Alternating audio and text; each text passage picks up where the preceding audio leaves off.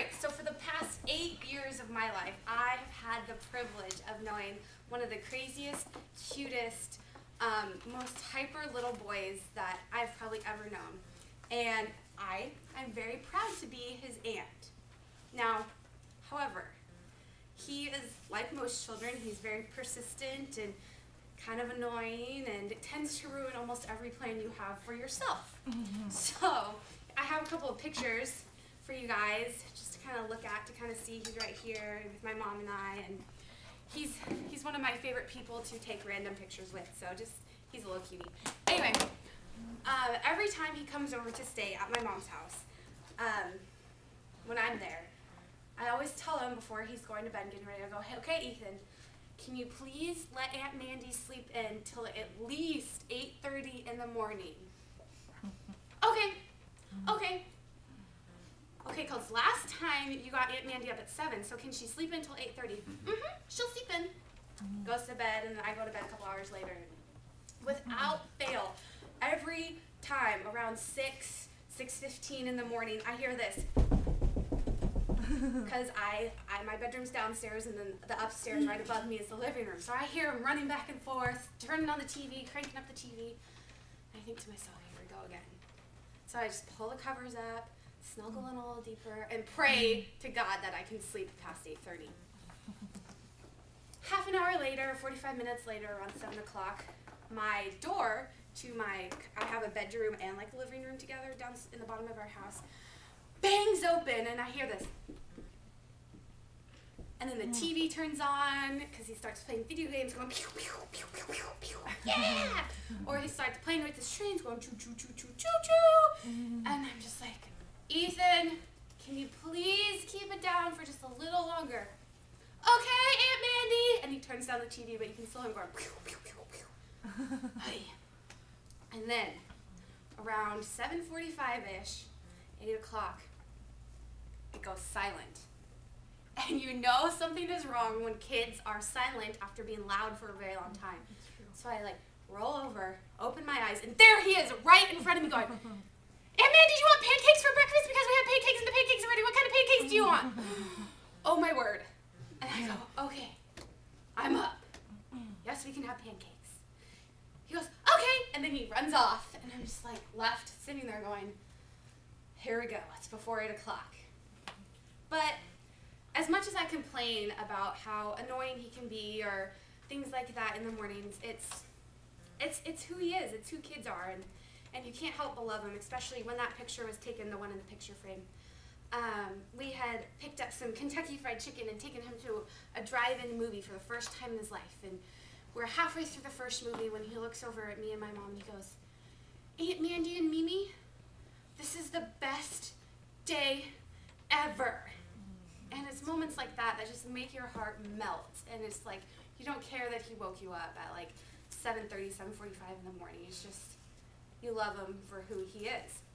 So, with that said, not all problems in life are that enjoyable. Not all those persistent things that come at you day after day are that enjoyable. I have a clip to show you from a movie I am pretty sure you guys have all seen.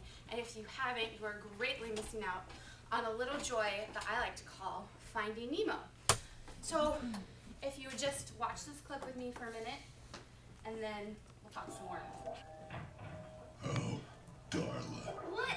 What's wrong with her? She wouldn't stop shaking the bag. I'm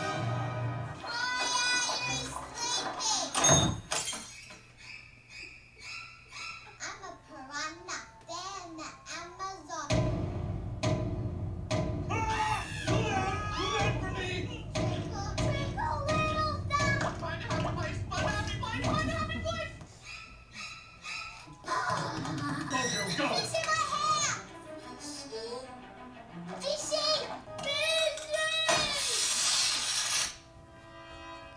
Mine.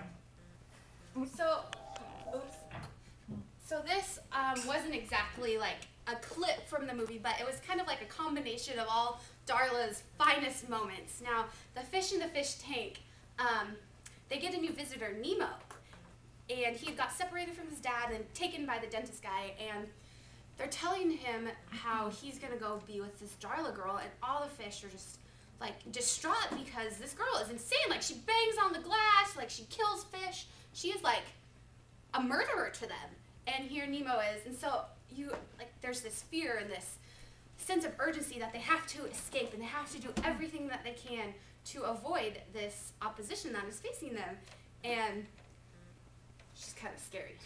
So today we're going to talk about how to overcome persistent opposition in life. And we're going to look at Nehemiah as an example of this.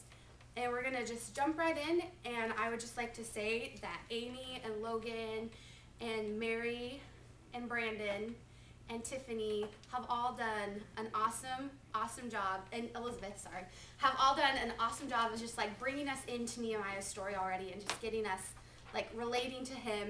And we're going to pick up in chapter 6, verse 1, and we're going to go through this, and we're going to take a little bit of time in between to discuss and look at some of the things that Nehemiah has done.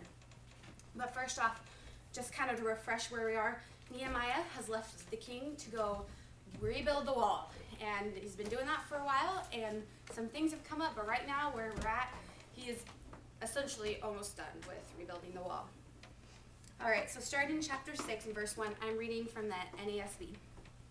Now, when it is reported to Sanballat and Tobiah, to Geshem the Arab, and to the rest of our enemies that I had rebuilt the wall, and that no breach remained in it, although at the time I had not set up the doors and the gates. Then Sanballat and Geshem sent a message to me saying, "Come, let us meet together at Chephrim in the plain of Ono." But they were planning to harm me. So I sent messengers to them saying, "I am doing a great work and cannot come down. Why should the work stop while I leave it and come down to you?" And so right here we meet these three characters again. Now these three guys, Sanballat, Tobiah, and Geshem, have been there back and forth with Nehemiah. They have mocked and despised him for the work that he's been doing. They have taunted and doubted him publicly that he will never finish rebuilding the wall. And they have even conspired to mount an attack against him and destroy the progress that he has done. So we have these three guys, and you're like, why are these three guys so bent on bringing Nehemiah down? And when you kind of look a little bit deeper at who these people are, they are very influential leaders in the surrounding areas. Sanballat was the governor of Samaria. Tobiah was the governor of Ammon. And Geshem was the leader of a very influential Arab community. And so you got these three guys that are powerful. And I guess that they see Nehemiah as a threat because he's rebuilding this wall of a once great city. And this could mean like trouble for them once it gets rebuilt. And so they're just again and again and again coming to him, trying to distract him and pulling him away from what he was doing. And he tells them straight up, goes, "Why should I stop what I'm doing, what I've been called to do, and go talk to you? What is going on here?" And so the first thing I want to point out to you to like overcome your opposition, I want to just preface these aren't like the solution to all life's problems. These are just some steps to refocus your energy and to kind of move away from the pressing situation at hand. So the first thing that Nehemiah does is he continues with his task. Once he found out that the wall had been destroyed, his heart broke. He was broken for these people, and he asked God, "What should I do?" And God, told him, go rebuild the wall. And so that became Nehemiah's purpose in life. He was commissioned to go rebuild the wall, and that's what he did. And all throughout when these three guys are taunting him, he just stays focused on what he's been called to do. And so in your life, when you have things pulling you away, like if it's a bad relationship or just problems at home, don't forget about what's going on, but stay focused on what God has called you to do, because he will see you through it. So let's keep reading in verse 4. "They sent messages to me 4 times in this manner, and I answered them in the same way." 4 times, that's a